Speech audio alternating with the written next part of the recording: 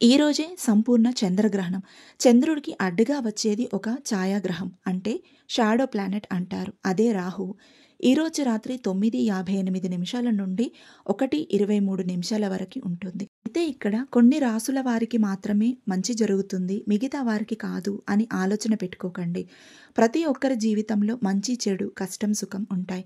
నా వరకు నేను అనుకునేది, ఆల్రెడీ సమస్యలో కూరుకుపోయి మనస్సుని రాయిలా చేసుకున్న వాళ్ళకి కొత్తగా ఇంకొక సమస్య వస్తే ఎదుర్కోవడం పెద్ద సాహసమేం కాదు అని నేను భావిస్తాను. మిమ్మల్ని భయపెట్టడానికి నేను చెప్పట్లేదు, అది అర్థం చేసుకోండి. నిరుత్సాహపడకుండా దైవనామస్మరణ చేసుకుంటూ ఉందాం. తప్పకుండా మనం నమ్మిన దైవం మనకి సరైన మార్గం చూపిస్తుంది అని నేను నమ్ముతాను.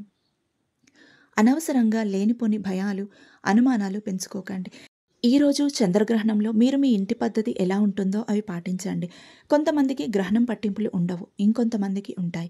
ఇక సైంటిఫిక్గా చూస్తే గ్రహణం టైంలో జరిగే మార్పుల వల్ల రేడియేషన్ ఏర్పడుతుంది. అప్పుడు వచ్చే కిరణాలకి మనం దూరంగా ఉండాలి.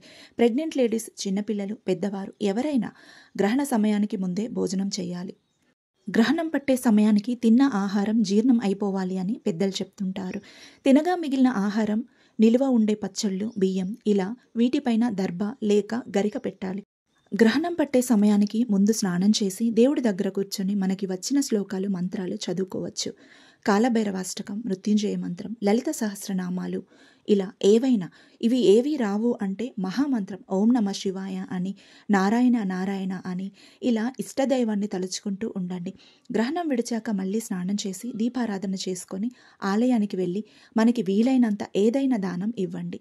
గ్రహణం విడుపు తర్వాత సోమవారం వ్రతం చేసుకోవచ్చు. చక్కగా అన్ని పాటిస్తూ ధైర్యంగా, ధర్మంగా ఉందాం. ఓం నమ శివాయ.